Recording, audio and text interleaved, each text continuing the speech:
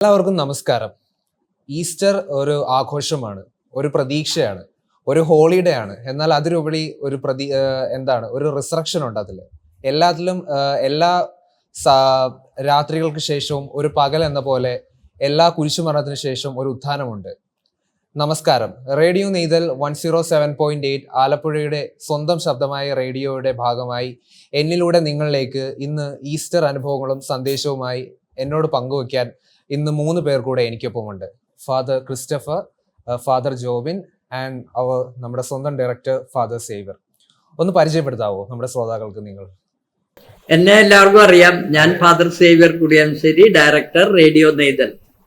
ഞാൻ ഫാദർ ജോബിൻ, ഇപ്പോഴ് തത്തമ്പള്ളി വേളാങ്കണ്ണി മാതാ ദേവാലയത്തിൽ വികാരിയായിട്ട് സേവനം ചെയ്യുന്നു. പിന്നെ അധികം പേർക്കാർക്കും അറിയില്ല, ഞാൻ ഫാദർ ക്രിസ്റ്റഫർ മർത്തശ്ശേരി, ഇപ്പോഴ് കർമ്മസദൻ പാസസിന്റെ ഡയറക്ടറായിട്ട് ശുശ്രൂഷിക്കുന്നു.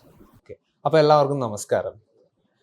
അപ്പോ ഞാൻ ആദ്യം തന്നെ ചോദിക്കാൻ ആഗ്രഹിക്കുന്നത്, ഇപ്പോൾ നിങ്ങളുടെ സീനിയേഴ്സ് ആയിട്ടുള്ള 2 പേരുണ്ട്, യങ് ആയിട്ടുള്ള 2 പേരുണ്ട്, എന്നെ കൂടെ ഇൻക്ലൂഡ് ആക്കിയ ഞാൻ പറഞ്ഞത്. എന്നിരുന്നാലും നിങ്ങൾക്ക് ഈസ്റ്റർ എന്ന് പറയുമ്പോൾ നിങ്ങൾക്ക് നമ്മളെല്ലാവർക്കും ഏറെ സ്പെഷ്യലാണ്. നമ്മളിപ്പോൾ ഒരു ക്രിസ്ത്യാനിറ്റിയിലോട്ട് വരികയാണെങ്കിൽ കത്തോലിക്ക സഭയിൽ ഏറ്റവും ആഘോഷപരമായി ഏറ്റവും പ്രാധാന്യമേറിയ ഒരു ഫെസ്റ്റിവലാണ് ഈസ്റ്റർ. അപ്പോൾ നിങ്ങൾ ഇപ്പോൾ അച്ഛനാവുന്നതിന് മുമ്പ് നമുക്ക് എല്ലാവർക്കും ഒരു ചൈൽഡ്ഹുഡ് ഉണ്ടായിരുന്നല്ലോ. അപ്പോൾ നിങ്ങളുടെ കുട്ടിക്കാലത്ത് ഉള്ള ഒരു നിങ്ങളുടെ ഓർമ്മയിൽ തങ്ങി നിൽക്കുന്ന ഒരു ഈസ്റ്റർ അനുഭവം പങ്കുവെക്കാമോ?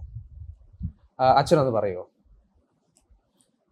എൻ്റെ കുട്ടിക്കാലത്തെ ഈസ്റ്റർ അനുഭവങ്ങളാണ് എനിക്ക് ഒത്തിരിയേറെ മനസ്സിന് സന്തോഷവും ആഹ്ലാദവും തന്നിട്ടുള്ള കാലഘട്ടമെന്ന് പറയാം. കാരണം നമ്മൾ ആ ഒരു വിശുദ്ധ വാരം, അത് ഓശാന ഞായറാഴ്ച തൊട്ട് ഈസ്റ്റർ ഞായറാഴ്ച വരെയുള്ള ആ ദിനങ്ങൾ ഇന്നത്തെ കാലത്ത് പോലെയല്ല, വളരെ പരമപരിശുദ്ധമായ വിശുദ്ധ ദിനങ്ങളായിട്ടാണ് നമ്മളുടെ മാതാപിതാക്കൾ ആ ദിനങ്ങളെ കണ്ടിട്ടുള്ളത്, നമ്മളെ പരിശീലിപ്പിച്ചിട്ടുള്ളത്.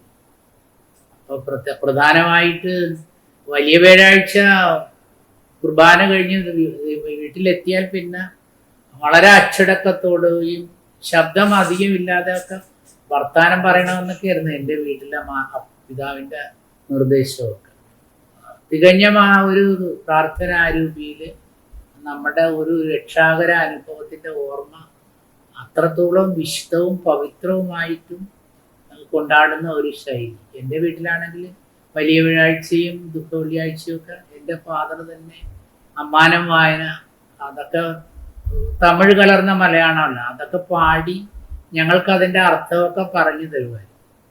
അതിൻ്റെ ആ ക്രിസ്തുവിൻ്റെ പീഡാനുഭവങ്ങളുടെ കാര്യങ്ങളൊക്കെ പറയുമ്പോൾ എൻ്റെ അപ്പച്ചൻ നന്നായിട്ട് കരഞ്ഞുകൊണ്ടാണ് അതൊക്കെ വിശദീകരിച്ചത്. ഇനി എനിക്ക് മറക്കാനാവാത്തൊരു അനുഭവം ഞാൻ 8ാം ക്ലാസ്സിൽ പഠിക്കുമ്പോൾ ഉണ്ട്. അപ്പൊ അന്നൊക്കെ ഈ വ്യാഴാഴ്ച സന്ധ്യയോടുകൂടി പിന്നെ ശനിയാഴ്ച വൈകുന്നേരം രാത്രി വരെ എങ്കിലും ആ ഒരു ദുഃഖ വെള്ളിയാഴ്ച അനുഭവത്തിലൂടെ തന്നെ കടന്നു പോകുന്നൊരു ശൈലിയായിരുന്നു അന്നൊക്കെ. അതുകൊണ്ട് സാധാരണ നമ്മൾ ചെയ്യാറുള്ള അധ്വാനം ഒന്നും പാടില്ല എന്നുള്ളതാണ്. അപ്പൊ പണ്ടൊക്കെ നമ്മുടെ നാട്ടിൻപുറങ്ങളിൽ നിറയെ കപ്പലുമാവുകളാണല്ലോ. ഞാൻ ഈ ശനിയാഴ്ച രാവിലെ ഉണർന്നിട്ട് ഈ കശുമാങ്ങ എല്ലാം കാത്തു കൊത്തിക്കൊണ്ട് പോകില്ല. അപ്പോൾ കശുവണ്ടി നഷ്ടപ്പെടാതിരിക്കാൻ ഞാനൊരു മാവേ കയറിയിരുന്നു ഇത് പറിക്കുകയാണ്. അപ്പം ഞാനത് ചെയ്തുകൊണ്ടിരിക്കുമ്പോൾ എൻ്റെ അപ്പൻ ഉറക്ക ഉണർന്ന് പുറത്തേക്ക് വന്ന് കിഴക്ക് ഭാഗത്ത് നോക്കിയപ്പോൾ ഞാനിത് ചെയ്യുന്ന ഞങ്ങൾ 4 ആൺമക്കളിൽ ആരോ ഇത് ചെയ്യുന്നുണ്ടെന്ന് മനസ്സിലായി. തെങ്ങ് കയറിയ ഒരു ഈ തേങ്ങാക്കൊല 2ആയിട്ട് കീറിയാണ് മാവൻ്റെ ചുവട്ടിലേക്ക് അപ്പം വരുന്നത്. സാധാരണ അങ്ങനെ ഒരു കൊല കീറിയാൽ അതിൻ്റെ അലരി തെറിച്ച് തീർന്നവരടിക്കുമായിരുന്നു. അപ്പം ഞാൻ വളരെ ഭയപ്പെട്ടിട്ട് സാധാരണഗതിയിൽ ഇറങ്ങാതെ നേരെ മുകളിൽ നിന്ന് ചാടുകയായിരുന്നു. അപ്പം എൻ്റെ കയ്യിൽ വാരിമടൽ ഇരിപ്പുണ്ട്. അപ്പം എൻ്റെ അടുക്കിലേക്ക് അപ്പൻ വരുന്നത്, പിശാചേ നീ ഇവിടം വിട്ട് പൊയ്ക്കണമെന്ന് പറഞ്ഞിട്ടാണ് ചീറി അടുക്കുന്നത്. ഉടനെ ഞാൻ തലേ ദിവസം പള്ളിയിൽ വായിച്ച സുവിശേഷ വായന ഓർമ്മ. അപ്പൻ ഇങ്ങനെ പറയുമ്പോൾ ഞാൻ ഈ വടി കുത്തിപ്പിടിച്ചിട്ട് പറഞ്ഞ്, ഉന്നതത്തിൽ നിന്ന് നൽകപ്പെട്ടിട്ടില്ലായിരുന്നെങ്കിൽ താങ്കൾക്ക് എൻ്റെ മേൽ യാതൊരു അധികാരവും ഉണ്ടാകുമായിരുന്നില്ല. തലേന്നത്തെ സുവിശേഷ വായന, പിലാത്തോസ് നിന്നെ കൊല്ലാനും വിട്ടേക്കാനും അധികാരമുണ്ടെന്ന് അറിഞ്ഞുകൂടെ എന്ന് പറയുമ്പോൾ ഈശോ പറഞ്ഞ ഉത്തരമാണ് ഞാൻ. പക്ഷെ ആ ദൈവവചനം ഒരു ബോധമില്ലാത്ത ഒരു 10-12 വയസ്സുള്ളപ്പോൾ ഇത് പറഞ്ഞപ്പോൾ അപ്പച്ചൻ ആ വചനം കുലുക്കി കൊല വലിച്ചെറിഞ്ഞിട്ട് നടന്നു പോയി. ഞാൻ എപ്പോഴും അത് എൻ്റെ ആ ഒരു ജീവിതത്തിൽ, പിന്നീട് പിൽക്കാലത്ത് സെമിനാരികളിലൊക്കെ പഠിക്കുമ്പോൾ ദൈവവചനത്തിന്റെ ശക്തിയെക്കുറിച്ച് വൈദിക ശ്രേഷ്ഠര് ക്ലാസ് മുറികളിലൊക്കെ പറയുമ്പോൾ എൻ്റെ ഈ ബാല്യകാലത്തെ ഈ ഓർമ്മ, ഞാൻ അന്ന് അപ്പനോട് പ്രതികരിച്ചതും ദൈവവചനത്തിലായിരുന്നല്ല. ആ വചനം കേട്ടപ്പോ കോപിഷ്ഠനായ പിതാവ് കോപമാർത്തി കടന്നു. ഞാൻ എന്താണെന്ന് അറിയാൻ പാടില്ല, ഞാൻ അന്ന് അങ്ങനെ പറഞ്ഞു. എന്റെ വായിൽ അതാ വന്നത്. രക്ഷപ്പെടാനായിരിക്കും ആ വചനം പറഞ്ഞത്. ആ വചനത്തിന്റെ ശക്തിയൊന്നും അന്ന് നമുക്ക് അത്ര വലിയ ആഴത്തിൽ അറിയില്ല. അപ്പോ ജോബിനസിന് എന്താ പറയാനുള്ള ഒരു ചൈൽഡ്ഹുഡ് മെമ്മറി ഉണ്ടെങ്കിൽ ഈസ്റ്ററിനെ പറ്റി? എനിക്ക് പറയാനുള്ളത്, ഇപ്പൊ നമ്മള് റേഡിയോ നെയ്തലിലാണ്. റേഡിയോ എന്ന് പറയുന്നത് തന്നെ ഒരു ശബ്ദമായിട്ട് ബന്ധപ്പെട്ടതാണ്. നമ്മൾ കാണുന്നില്ല, നമ്മുടെ ശബ്ദങ്ങളിലൂടെയാണ്. ഈ പക്ഷെ ഈസ്റ്ററിനോടൊക്കെ അനുബന്ധിച്ച് വരുമ്പോഴേക്ക് പള്ളിയിൽ, പ്രത്യേകിച്ച് സെമിനാരിയനൊക്കെ ആയിരിക്കുന്ന സമയത്ത് ഈസ്റ്ററിന് 2 ഡെക്കറേഷൻസ് ആണ് വരുന്നത് ഈസ്റ്ററിനോടനുബന്ധിച്ച്. ഒന്നെന്ന് പറയുന്നത് പെസഹ വ്യാഴാഴ്ച ആരാധനയ്ക്ക് വേണ്ടിയിട്ടുള്ള ഒരുക്കം നടത്തുന്നത്. അപ്പോൾ ഈശോ എഴുന്നള്ളിച്ച് വെക്കുന്ന ഇടം നമ്മൾ നന്നായിട്ട് ഭംഗിയായിട്ട് അലങ്കരിക്കും. പിന്നീട് വരുന്ന ഒരു ഡെക്കറേഷൻ എന്ന് പറയുന്നത് ഉയർപ്പാണ്. അപ്പോൾ ഇത് ഏറ്റവും ഭംഗിയായിട്ട് ചെയ്യുക എന്നുള്ളത് നമ്മളുടെ എല്ലാവരുടെയും. അപ്പോൾ എല്ലാ വർഷവും വെറൈറ്റി ചെയ്യണമെന്നൊക്കെയുള്ള ആഗ്രഹമുണ്ടാകും. അപ്പോൾ അങ്ങനെ ഒരു വർഷം ചെയ്തപ്പോഴേക്കും എല്ലാ വർഷവും ഇത് ചെയ്യുന്നുണ്ട്. ശബ്ദം, അപ്പോൾ അതിൻ്റെ അകത്ത് നമ്മളറിയാം പാറ പൊട്ടുന്നത്, അങ്ങനെയൊക്കെയുള്ള ശബ്ദങ്ങളൊക്കെ ചെയ്യും. അതിലൊരു വർഷം ഞങ്ങൾ ആ വർഷം ഉണ്ടായിരുന്ന കാറ്റഗീസ് അധ്യാപകരൊക്കെ ചേർന്നിട്ട് കുറേയേറെ സൗണ്ടുകൾ കളക്ട് ചെയ്തു. ഇപ്പം ഇന്റർനെറ്റൊക്കെ അങ്ങ് വരുന്ന സമയത്ത് കുറേയേറെ സൗണ്ടുകൾ നെറ്റിൽ നിന്ന് കളക്ട് ചെയ്ത് ഞങ്ങൾ തന്നെ എഡിറ്റ് ചെയ്ത ഒരു സൗണ്ട് എഫക്റ്റ് വെച്ചിട്ട് ആ ഉയർപ്പ് ഞങ്ങൾ ദൃശ്യാനുഭവം, പക്ഷെ അതിൻ്റെ സൗണ്ട് എഫക്റ്റ് ഒരു വ്യത്യസ്തമായിട്ടുള്ള ഒരു സംഭവം ചെയ്തു. അത് പിന്നീട് മനസ്സിലായത് മറ്റു പല പള്ളിക്കാരും അത് എടുത്തു എന്നുള്ളൊരു അറിവ് കിട്ടി. കാരണം പലരും അതിനെക്കുറിച്ച് കേട്ടിട്ട് അത് സെമിനാരിക്കാരനായിരുന്ന സമയത്തുള്ള വലിയൊരു സന്തോഷം നിറയുന്ന ഒരു അനുഭവമാണ്.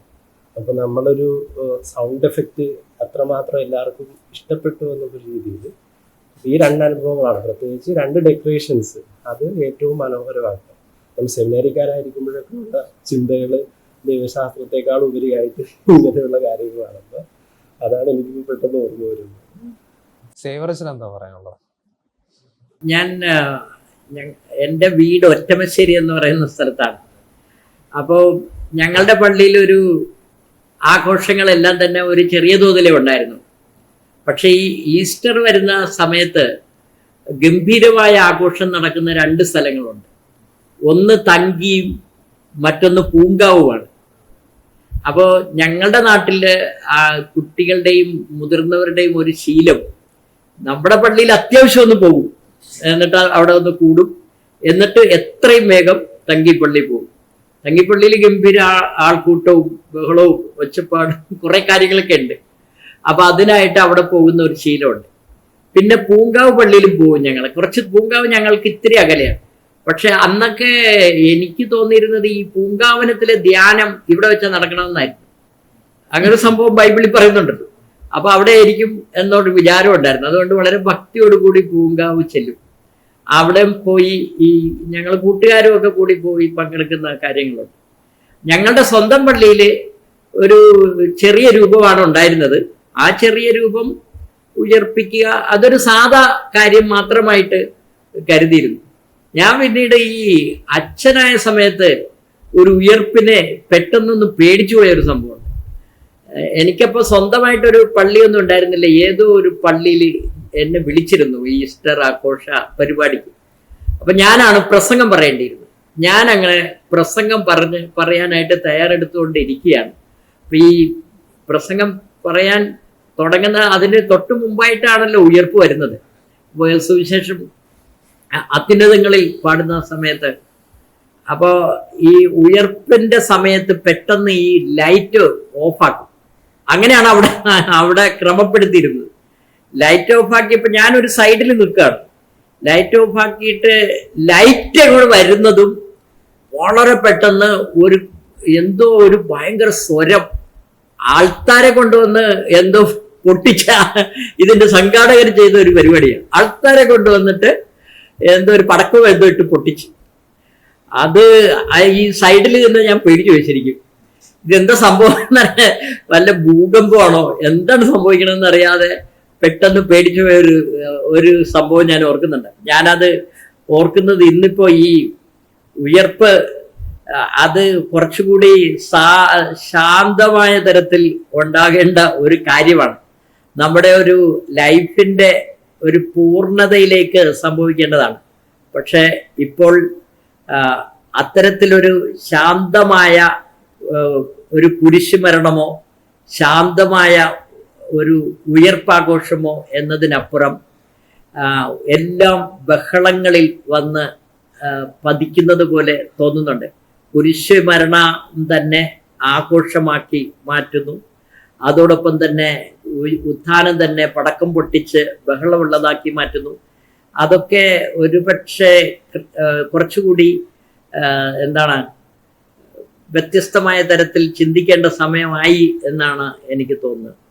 അപ്പോൾ നിങ്ങളെല്ലാവരും ഷെയർ ചെയ്തപ്പോൾ ഇതിൽ കോമൺ ആയിട്ടുള്ള ഒരു കാര്യം, അപ്പോൾ ക്രിസ്റ്റഫർ അച്ഛൻ പറഞ്ഞ പോലെ അച്ഛൻ്റെ ചൈൽഡ്ഹുഡിൽ നിങ്ങളുടെ ഫാമിലിയൊക്കെ വളരെ സ്ട്രിക്റ്റ് ആയിട്ടാണ് ഈസ്റ്ററിനെ ഡീൽ ചെയ്തത്. അപ്പോൾ അച്ഛൻ പറഞ്ഞു വിശുദ്ധവാരം തുടങ്ങുന്ന ആ ടൈം തൊട്ട് എല്ലാവരും ഭയങ്കര ഡീറ്റെയിൽ ആയിട്ട് ഭയങ്കര ഒരു പരിശുദ്ധിയോടെ കൂടെയാണ് ദിവസങ്ങൾ കണ്ടത്. അപ്പോൾ ഞാനിപ്പോൾ ആ ഇൻട്രോയിൽ പറഞ്ഞ പോലെ ഈസ്റ്റർ നമുക്കൊരു ഹോളിഡേ കൂടെയാണ്. എന്നിരുന്നാലും ഇപ്പോൾ സ്കൂളിലുള്ളവർക്കൊക്കെ സ്കൂളൊക്കെ അപ്പോൾ അടയ്ക്കും, പക്ഷെ എന്നിരുന്നാലും ഒരു ഹോളിഡേ കൂടെയാണ്. അപ്പോൾ അച്ഛൻ പറഞ്ഞ പോലെ ഇപ്പോഴത്തെ ഈ കാലഘട്ടങ്ങളിൽ ഈസ്റ്റർ എന്ന് പറയുന്ന ആ ഒരു ഉത്സവം ജസ്റ്റ് അതിൻ്റെ ഒരു ആഡംബരങ്ങളിലും വിനോദങ്ങളും മുങ്ങിപ്പോയി അതിൻ്റെ ഒരു യാഥാർത്ഥ്യത്തിന് ആർക്കും മനസ്സിലാക്കാൻ പറ്റാത്ത ഒരു രീതിയിലേക്ക് വരുന്നുണ്ടെന്ന് നിങ്ങൾക്ക് തോന്നുന്നുണ്ടോ?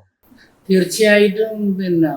അതിൻ്റെ ഈസ്റ്റർ അല്ലെങ്കിൽ പെസഹ മഹോത്സവം, ആ യേശുവിൻ്റെ പിടാസകന മരണ ഉത്ഥാന സംഭവങ്ങൾ അത് അർഹിക്കുന്ന രീതിയിൽ നമ്മുടെ ജീവിതത്തെ ചലിപ്പിക്കുകയും മാറ്റിമറിക്കുകയും അല്ലെങ്കിൽ നമ്മുടെ തന്നെ രക്ഷയുടെ ഒരു അനുഭവമാക്കി മാറ്റുന്നതിന് പകരം ഒരുപാട് ആഘോഷങ്ങളിലും വിനോദങ്ങളിലും ഇങ്ങേയറ്റം ഈ ആരാധനാപരമായ ചടങ്ങുകൾ പോലും ഒരു ബഹുവിധ വർണ്ണശബളമായ രീതിയിൽ ആഘോഷിക്കപ്പെടുന്നു. അതിൻ്റെ ആന്തരിക സത്ത ചോർന്നു പോകുന്നു എന്ന് സേവരച്ചൻ പറഞ്ഞത് ശരിയാണ്. അതെ, അങ്ങനെ സംഭവിച്ചതാണത്. എന്തായാലും മുൻകാലത്തെ ഒരു ആന്തരികമായ ഒരു നവീകരണവും വിശ്വാസ ജീവിതത്തിലുള്ള ഒരു നല്ലൊരു പ്രത്യാശയിലേക്കും പെസഹായുടെ ആന്തരിക സത്ത ചോർത്തിക്കളയുന്ന ഒരു അവസ്ഥാവിശേഷം ഉള്ളതായിട്ടാണ് എനിക്കും അനുഭവപ്പെടുന്നത്. എനിക്ക് ഇതിനെക്കുറിച്ച് തോന്നുന്നത് രണ്ടു തരത്തിലുമുണ്ട്. കുറെ പേരെ ലൗകികമായ കാര്യങ്ങൾ ആകർഷിക്കുന്നു, ഇതൊരു ആഘോഷം മാത്രമായിട്ടാണ്. പക്ഷേ ഈ കുട്ടികളുടെ ഇടയിലൊക്കെ പ്രവർത്തിക്കുമ്പോൾ മനസ്സിലാവുന്ന ഒരു കാര്യം, കുറേയേറെ കുട്ടികളും യുവാക്കളും ഒക്കെ ഈ തപസ് കാലത്തിനെയൊക്കെ വളരെ സീരിയസ് ആയിട്ട് കാണുന്നുണ്ട്. ഇപ്പം നമ്മൾ കുട്ടികളോട് ഉപവസിക്കണം, നോൻപെടുക്കണമെന്നൊന്നും പറയുന്നൊന്നുമില്ല, അപ്പം മുതിർന്നവർക്ക് വേണ്ടിയിട്ട് പറയുന്നത്. പക്ഷേ ഈ തപസ്കാരം തുടങ്ങിയതിന് ശേഷം സ്നേഹസമൂഹങ്ങളിലൊക്കെ പോകാൻ നേരത്ത് അവിടെ കുട്ടികൾക്ക് പോലും കുറച്ചധികം പേരൊക്കെ ഉപവസിക്കുന്നു എന്ന് പറയുന്നവരാണ്. അപ്പം അതെനിക്ക് വളരെ സന്തോഷകരമായിട്ട് തോന്നി. ഇനി ജീസസ് യൂത്തിലൊക്കെ പ്രവർത്തിക്കുന്ന യുവാക്കളൊക്കെ ഇപ്പം ഇടപഴകുമ്പോൾ അവരൊക്കെ വളരെ സീരിയസ് ആയിട്ട് ഇതിനെ കാണുന്നു. പക്ഷെ എല്ലാവരും ഒന്നല്ല, പക്ഷെ എനിക്ക് തോന്നുന്നു കുറേ അധികം പേര് അതിൻ്റെ ഒരു ആന്തരികത ഉൾക്കൊള്ളാതെയും ജീവിക്കുന്നുണ്ട്. അപ്പോൾ രണ്ടു തരത്തിലുമുണ്ട്. വളരെയേറെ പേര് സീരിയസ് ആയിട്ട് ഇതിനെ കാണുന്നു, ചിലർ ഇതിൻ്റെ ഒരു ആന്തരികത മനസ്സിലാക്കാതെയും പോകുന്നു. അപ്പോൾ വേണ്ടത് ഇതിൻ്റെ ഒരു ആന്തരികത മനസ്സിലാക്കാനായിട്ട്, അല്ലെങ്കിൽ നമ്മൾ യുവാക്കൾക്കൊക്കെ മനസ്സിലാക്കി കൊടുക്കാനായിട്ട് പരിശ്രമിക്കുന്നത്. എനിക്ക് ഇനി പറയാനുള്ള ഒരു കാര്യം എന്ന് പറയുന്നത്, നമുക്ക് ഒരു കാര്യം കൂടി എല്ലാവരെയും ബോധ്യപ്പെടുത്തേണ്ടതുണ്ട്. അതായത് മരണത്തോടെ എല്ലാം തീരുന്നില്ല എന്ന വലിയ ഒരു സന്ദേശമാണ് ഉത്ഥാനം. അത് വലിയൊരു കാര്യമാണ്. അത് പക്ഷെ അതിൻ്റെ ഗൗരവത്തിലും അതിൻ്റെ മുഴുവൻ ആംബിയൻസിലും നമ്മൾ മനസ്സിലാക്കുന്നുണ്ടോ എന്ന് അറിഞ്ഞുകൂടാ. പലപ്പോഴും നമ്മൾ സങ്കടങ്ങളും ദുഃഖങ്ങളും പ്രയാസങ്ങളും ഒക്കെ വരുമ്പോൾ അതിൽ തന്നെ തറച്ചിരുന്നു പോകാറുണ്ട്. എനിക്ക് ഇനി മോചനമില്ല, ഞാൻ അകപ്പെട്ടു പോയി എന്നൊക്കെ വിചാരിക്കാറുണ്ട്. പക്ഷെ ഒരു ക്രിസ്ത്യാനിയെ സംബന്ധിച്ചിടത്തോളം അങ്ങനെ ചിന്തിക്കാൻ പാടില്ല എന്നാണ്. കാരണം എന്താണെന്ന് വെച്ചാൽ, ഈ ഒന്നിലും നമ്മളൊന്നും തകർന്നു പോകുന്നവരല്ല. നമ്മൾ ഉയർക്കുന്ന ആൾക്കാരാണ്. ക്രിസ്ത്യാനിക്ക് കിട്ടിയിട്ടുള്ള ഏറ്റവും വലിയ ഭാഗ്യം, സൗഭാഗ്യം എന്നൊക്കെ പറയാവുന്നത് ഉത്ഥാനത്തിൻ്റെ ജീവിത സന്ദേശം ആത്മാവിൽ കൊണ്ടു നടക്കേണ്ട ആൾക്കാരാണ്. നമ്മൾ മരണത്തെ അതിജീവിക്കും, നമ്മൾ സങ്കടങ്ങളെ അതിജീവിക്കും, കഷ്ടപ്പാടുകളെ അതിജീവിക്കും. ഞാൻ ഒരു കാര്യം കൂടി ഇപ്പോൾ സൂചിപ്പിക്കാൻ ആഗ്രഹിക്കുകയാണ്. ഞാൻ ഈ കഴിഞ്ഞ ദിവസം മലയാറ്റൂർ തീർത്ഥാടനത്തിന് പോയിരുന്നു. ആ പള്ളിയിൽ ചെന്ന് കഴിഞ്ഞപ്പോൾ ഞാൻ അതിനു മുമ്പ് അവിടെ പോയിട്ടുണ്ട്. മുമ്പ് കാണാത്ത ഒരു രൂപം അവിടെ വെച്ചിരിക്കുന്നു. കർത്താവിൻ്റെ ക്രൂശിത രൂപമാണ്. പക്ഷെ അത് കാലിൽ മാത്രമേ ആണികൾ അടിച്ചിട്ടുള്ളൂ. മറ്റ് കൈകൾ രണ്ടും ഉത്ഥാനം ചെയ്തപ്പോൾ ഉള്ള തരത്തിലുള്ള ഇതിലാണ് കൈ രണ്ടും വെച്ചിരിക്കുന്നത്. അത് ആണികൾ അടിക്കാത്ത കൈകളാണ്, ഇങ്ങനെ ഉയർത്തിപ്പിടിച്ചിരിക്കുന്ന കൈകളാണ്. മാത്രമല്ല, സാധാരണഗതിയിൽ കാണുന്ന ക്രൂശിത രൂപം മനുഷ്യ ശരീരത്തിന് സാമ്യമുള്ള കളറിലുമൊക്കെയാണ് അവതരിപ്പിക്കുന്നത്. ഇത് അങ്ങനെയല്ല, ഇതൊരു പ്രകാശമാണ്. ഒരു മനുഷ്യരൂപത്തിലുള്ള ഒരു പ്രകാശം. ആ പ്രകാശത്തിൽ കൈകൾ ഇങ്ങനെ ഉദ്ധാനം ചെയ്ത് വരുന്ന കണക്ക് ഉയർത്തിപ്പിടിച്ചിരിക്കുന്നു. കാല് കുരിശിനോട് ചേർത്ത് ബന്ധിച്ചിരിക്കുന്നു. ഒരു പ്രത്യേക രൂപമാണ്. ഞാനത് വായിച്ചെടുക്കുന്നത് യോഹന്നാൻ ശ്ലീഹായുടെ അവതരണം ഏതാണ്ട് ഇപ്രകാരമാണ്. അപ്പം അങ്ങനെ ഒരു അവതരണത്തിന്റെ ഒരു ചിട്ടവട്ടത്തിലാണ് ആ രൂപം ചെയ്തിട്ടുള്ളത്. ഇത് പുതിയതായിട്ട് അവിടെ വെച്ചതാണെന്നാണ് എൻ്റെ ഓർമ്മ. ഞാൻ ചോദിച്ചൊന്നുമില്ല, ഞാൻ അതിനു മുമ്പ് അവിടെ കണ്ടിട്ടില്ല. പക്ഷെ ആ രൂപത്തിന് എന്തൊക്കെയോ പറയാനുണ്ട്. നമ്മുടെ ജീവിതം ഇങ്ങനെ ഒരു സങ്കടത്തിലും ഒരു പ്രയാസത്തിലും ഒരു ബുദ്ധിമുട്ടിലും നമ്മൾ ഫുൾ സ്റ്റോപ്പ് ഇടേണ്ടതല്ല. അതൊക്കെ എന്തെല്ലാം പ്രയാസങ്ങളുണ്ടെങ്കിലും നമുക്കൊരു പുതിയ കാലം, ഒരു ഉയർപ്പിന്റെ കാലം, നമുക്ക് ഒരു കാലിൽ ആണിപ്പഴുതുകൾ ഉണ്ടെങ്കിൽ പോലും നമ്മുടെ കരങ്ങൾ ഇങ്ങനെ ഉയർത്തെഴുന്നേറ്റുകൊണ്ടേയിരിക്കും. അപ്പോൾ അച്ഛൻ പറഞ്ഞു, അപ്പോൾ നിങ്ങൾ പറഞ്ഞ പോലെ തന്നെ ഇപ്പോൾ ക്രിസ്തുവിൻ്റെ ഉത്ഥാനം എന്ന് പറയുന്നത് നമുക്ക് നൽകുന്ന ഒരു പ്രതീക്ഷയുണ്ട്. ഒന്നിലും ഇപ്പോൾ അച്ഛൻ പറഞ്ഞ പോലെ ഞാൻ സൂചിപ്പിച്ച പോലെ തന്നെ ഏതൊരു രാത്രിയാണെങ്കിലും അത് കഴിഞ്ഞൊരു പകലാണ് വരുന്നത്. എന്ത് കുരിശുമരണം കൊണ്ട് അവസാനിക്കുന്നതല്ല എന്നും അതിന് അപ്പുറം ഒരു ഉത്ഥാനമുണ്ട്. അപ്പോൾ ഇത് പറയുമ്പോൾ തന്നെ ഞാൻ ചോദിക്കാൻ ആഗ്രഹിക്കുന്ന മറ്റൊരു കാര്യം എന്ന് പറഞ്ഞാൽ, ഇപ്പോൾ നമ്മുടെ യേശുക്രിസ്തുവിൻ്റെ പീഡാനുഭവം മുതൽ ഉത്ഥാനം വരെയുള്ള ആ ഒരു കാര്യങ്ങളിൽ നമുക്ക് ഉൾക്കൊള്ളാൻ പറ്റുന്ന കുറച്ച് വാല്യൂസ് ഉണ്ട്. അപ്പോൾ അതിൽ നിന്ന് നമുക്ക് ഉൾക്കൊള്ളാവുന്ന കുറച്ച് ജീവിത പാഠങ്ങൾ നിങ്ങളിൽ നിന്ന് ചോദിക്കുകയാണെങ്കിൽ എന്തായിരിക്കും പറയാനുള്ളത്? അത് വരാനിരിക്കുന്ന നവ്യലോകത്തിലെ ജീവിതത്തെക്കുറിച്ചുള്ള പ്രതീക്ഷയാണ് ക്രിസ്തുവിൻ്റെ ഉത്ഥാനം നമുക്ക് തരുന്നത്. അപ്പോൾ സഹനത്തിലൂടെയും ത്യാഗത്തിലൂടെയും അധ്വാനത്തിലൂടെ ക്ലേശപൂരിതമായ ഈ യാത്ര ഭൗമികമായി ഇവിടെ അവസാനിക്കുന്നില്ല. അപ്പം നമുക്ക് പ്രത്യാശിക്കാനും സ്വപ്നം കാണാൻ വരാനിരിക്കുന്ന ലോകത്തൊരു ജീവിതമുണ്ട്. നമ്മൾ വെറുതെ മരിച്ചു മണ്ണടിഞ്ഞുന്നവരല്ല. നമുക്ക് കാത്തു സൂക്ഷിക്കാൻ ആത്മാവുണ്ട്, സ്വപ്നം കാണാൻ ഒരു ജീവിതമുണ്ട്. അതുതന്നെയാണ് ക്രിസ്തുവിൻ്റെ വിടാസവും ഉത്ഥാനവും നമുക്ക് പറഞ്ഞു തരുന്നത്. അതുകൊണ്ട് ഈ ലോകത്തിൻ്റെ ദുഃഖങ്ങളോ സങ്കടങ്ങളോ ഒന്നിൻ്റെയും അവസാനമല്ല. ഇത് കഴിഞ്ഞിട്ട് നമുക്ക് പ്രത്യാശ തരുന്ന ആനന്ദപൂരിതമായ ഒരു നവ്യലോകം. അതുതന്നെയാണ് ഉത്ഥാനത്തിൻ്റെ പ്രതീക്ഷയും ഉത്ഥാനം നൽകുന്ന സന്ദേശം. എന്നെ സംബന്ധിച്ച് ഈ ഒരു തപസ് കാലവും വിശുദ്ധവാരവും ഒക്കെ നൽകുന്നത് വീണ്ടും ഒരു ആത്മസമർപ്പണം നടത്താനായിട്ടുള്ളൊരു സമയമായിട്ടാണ്. കാരണം ഈശോ പറയുന്നു, സ്നേഹിതന് വേണ്ടി ജീവൻ അർപ്പിക്കുന്നതിനേക്കാൾ വലിയ സ്നേഹമില്ല. ഈശോ അത് പറയുക മാത്രമല്ല, ഈശോ അത് കുരിശിൽ പൂർത്തീകരിച്ചു എന്നുള്ളതാണ് നമ്മൾ ഈ ഒരു വിശുദ്ധവാരത്തിൽ ആഘോഷിക്കുന്നത്, അപ്പം കാണുന്നത്. ഈശോ സമ്പൂർണ്ണമായിട്ട് തന്നെ സമർപ്പിച്ചു. അപ്പോൾ ഒരു വൈദികൻ എന്ന നിലയിലൊക്കെ മനസ്സിലേക്ക് കടന്നു വരുന്നൊരു ചിന്ത ഇതാണ്. നമുക്ക് ആഗ്രഹമൊക്കെ ഉണ്ട്, പക്ഷെ ഒരിക്കലും നമുക്ക് അങ്ങനെ ഒരു സമ്പൂർണ്ണ സമർപ്പണത്തിലേക്ക് ഒന്നും എത്തിച്ചേരാനായിട്ട് പറ്റുന്നില്ല. പക്ഷെ അപ്പോൾ ആ ഒരു സമർപ്പണം കുറെ കൂടി മനുഷ്യർക്ക് വേണ്ടിയിട്ട് സമർപ്പിക്കുക, ശുശ്രൂഷകളിൽ കുറെ കൂടിയൊക്കെ ആത്മാർത്ഥത കലർത്തുക എന്നൊക്കെയുള്ളൊരു ചിന്ത കടന്നു വരുന്നുണ്ട്. അത് എത്തിച്ചേരണമെന്നുള്ളൊരു ആഗ്രഹം. ബൈബിളിൻ്റെ ഒരു വലിയ സന്ദേശം ബൈബിൾ ത്രൂ ഔട്ട് വായിക്കുമ്പോഴേ മിക്കവാറും ആവർത്തിച്ചു വരുന്ന ഒരു പ്രയോഗമുണ്ട്, പുതിയ ആകാശവും പുതിയ ഭൂമിയും എന്ന് പറയും. ഈ പുതിയ ആകാശവും പുതിയ ഭൂമിയും അത് നാച്ചുറലായിട്ട് വിടരുന്ന ഒരു കാര്യമാണ്. ഇങ്ങനെ തന്നെ നവീകരിക്കപ്പെട്ടുകൊണ്ടിരിക്കുന്നത്, എല്ലാ കാലവും നവീകരിക്കപ്പെട്ടുകൊണ്ടിരിക്കും. കാലങ്ങൾ നവീകരിക്കപ്പെടും, പ്രദേശങ്ങൾ നവീകരിക്കപ്പെടും, വ്യക്തികൾ നവീകരിക്കപ്പെടും. അങ്ങനെ ഉണ്ടാവും. പുതിയ ആകാശങ്ങൾ ഉണ്ടായിക്കൊണ്ടിരിക്കും, പുതിയ ഭൂമി ഉണ്ടായിക്കൊണ്ടിരിക്കും. പക്ഷേ എവിടെയൊക്കെ പുതിയ ഭൂമി ഉണ്ടായിട്ടുണ്ടോ, എവിടെയൊക്കെ പുതിയ ആകാശങ്ങൾ സൃഷ്ടിക്കപ്പെട്ടിട്ടുണ്ടോ, അവിടെയൊക്കെ കഷ്ടപ്പാടുകളുടെ വലിയ ഒരു കാര്യം കൂടി ഉണ്ട്. ഒരു കുരിശുമരണത്തിന് ശേഷമാണ് ഉത്ഥാനമുള്ളത്. അപ്പോൾ നമ്മുടെ ജീവിതവും നിരന്തരം നവീകരിക്കപ്പെടേണ്ടതാണ്.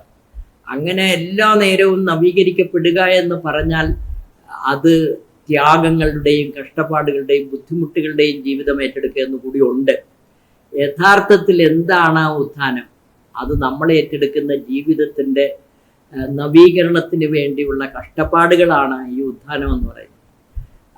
അങ്ങനെ കാണാനാണ് എനിക്കിഷ്ടം. അപ്പോൾ അവസാനമായിട്ട് ഈസ്റ്റർ ഇപ്പോൾ മറ്റൊരു ഈസ്റ്റർ കൂടെ വന്നേക്കുകയാണ്. പക്ഷെ ഓരോ വർഷം കൂടുന്തോറും എല്ലാം ഓരോന്നിനും അനുസരിച്ച് മാറിക്കൊണ്ടിരിക്കുകയാണ്. അപ്പോൾ നിങ്ങളെ സംബന്ധിച്ച് ഈ വർഷം നിങ്ങൾ ഈസ്റ്റർ ആഘോഷിക്കുന്ന നമ്മൾ എല്ലാവർക്കും കൊടുക്കാൻ നിങ്ങളിൽ നിന്ന് കൊടുക്കുന്ന ഒരു വിലയേറിയ സന്ദേശം ചോദിച്ചു കഴിഞ്ഞാൽ എന്തായിരിക്കും?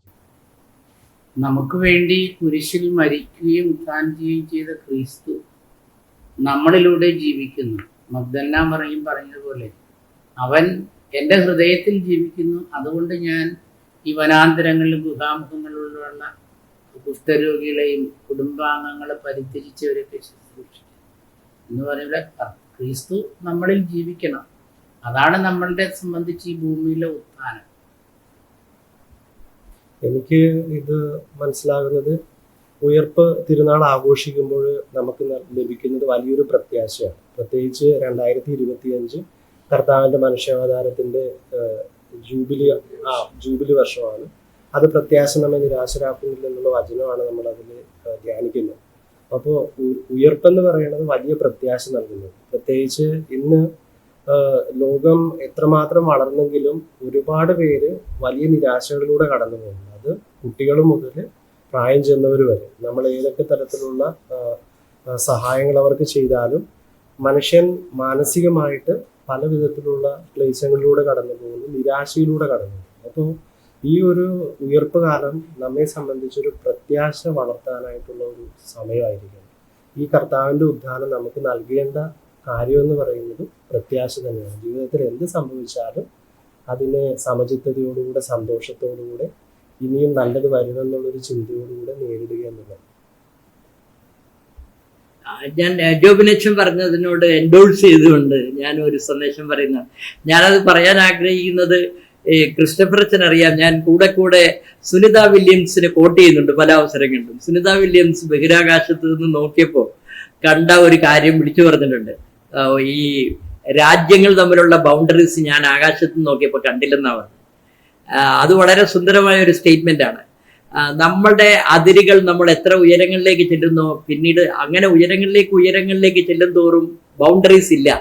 അപ്പൊ ഈ കാലത്തെ ഈസ്റ്റർ എന്ന് പറയുന്നത് അതിരുകളില്ലാത്ത, ജാതി മത ഭേദമൊന്നുമില്ലാത്ത എല്ലാവരും ദൈവത്തിന്റെ മക്കളായി ഉയർത്തെഴുന്നേൽക്കുന്ന ഒരു പുതിയ കാലമാണ്. ഈ തൊട്ടടുത്ത ദിവസങ്ങളിൽ നമ്മുടെ ചീഫ് സെക്രട്ടറി ഒരു വലിയ വിവാദം ഉണ്ടാക്കി. ആ ചീഫ് സെക്രട്ടറി കറുത്തതായതുകൊണ്ട് അനുഭവിക്കേണ്ടി വന്ന പ്രയാസങ്ങളെ കുറിച്ചൊക്കെ പബ്ലിക്കായിട്ട് പറയുകയും ചർച്ച ചെയ്യുകയും ഒക്കെ ചെയ്യാൻ ഇടയാക്കി. എന്നോട് പത്രക്കാർ വിളിച്ചു ചോദിച്ചായിരുന്നു, അച്ഛൻ എന്തെങ്കിലും അതേക്കുറിച്ച് പറയാനുണ്ടോ? ഞാൻ പറഞ്ഞു, ഞാൻ ഒരു കറുത്ത ആളാണ്, എനിക്ക് ആ കറുപ്പ് കൊണ്ട് എനിക്ക് ഇന്നുവരെ ഒരു ദുരിതമോ ഒരു കുഴപ്പമോ ഒരു പ്രയാസമോ ആരും മാറ്റി നിർത്തുകയോ ഒന്നും ചെയ്തിട്ടില്ല. വാസ്തവത്തിൽ കറുപ്പോ വെളുപ്പോ പണമോ പിന്നെ പ്രതാപങ്ങളോ ഒന്നുമല്ല. നമ്മൾ ദൈവത്തിന്റെ മക്കളാണ് എന്ന ഒരു വിചാരം മാത്രമാണ് നമ്മളെ നമ്മളാക്കുന്നത്. അതുകൊണ്ട് നമുക്ക് നമ്മളായി തീരാനായിട്ട് നോക്കാം. അതുകൊണ്ട് അതിരുകളെ ലംഘിച്ച് കർത്താവ് എഴുന്നേറ്റതുപോലെ നമുക്കും ഉയർത്തെഴുന്നേൽക്കാം. അപ്പോൾ എന്നോടൊപ്പം നിങ്ങളുടെ ഈസ്റ്റർ അനുഭവങ്ങളും ആ വിലയേറി ഇപ്പോൾ നിങ്ങൾ 3 പേര് നിങ്ങളുടെ വാല്യുബിൾ ആയ മെസ്സേജ് പങ്കുവച്ചതിന് ഒത്തിരി സന്തോഷം. എനിക്ക് ഉറപ്പാണ്, തീർച്ചയായും നിങ്ങൾ നിങ്ങളുടെ ഹൃദയത്തിൽ നിന്ന് വളരെ വാല്യുബിൾ ആയിട്ടുള്ള ഒരു കാര്യമാണ് പറഞ്ഞത്. അപ്പോൾ റേഡിയോ നെയ്തൽ 107.8 ഈസ്റ്റർ അനുഭവങ്ങളും സന്ദേശവും പങ്കുവെച്ച് നൽകിയ ഈ 3 വൈദികർ, ഫാദർ ജോബിനും ഫാദർ ക്രിസ്റ്റഫറിനും നമ്മുടെ ഡയറക്ടറായ ഫാദർ സേവ്യർ അച്ഛനും എൻ്റെയും ലിസണേഴ്സിൻ്റെയും താങ്ക് യു. അതേപോലെ തന്നെ ഒരു ഹാപ്പി ഈസ്റ്റർ ഞാൻ നിങ്ങൾക്ക് വിഷ് ചെയ്യുന്നു. അപ്പോൾ നമ്മൾ പറഞ്ഞ പോലെ തന്നെ Easter is not just a celebration. അതൊരു ഹോളിഡേ മാത്രമല്ല, അതൊരു പ്രതീക്ഷയാണ്. എല്ലാ പ്രതിസന്ധികൾക്ക് ശേഷവും ഒരു പുനരുദ്ധാനം ഉണ്ടാവും. എല്ലാവർക്കും ഒരു ഈസ്റ്റർ ആശംസിക്കുന്നു. Thank you.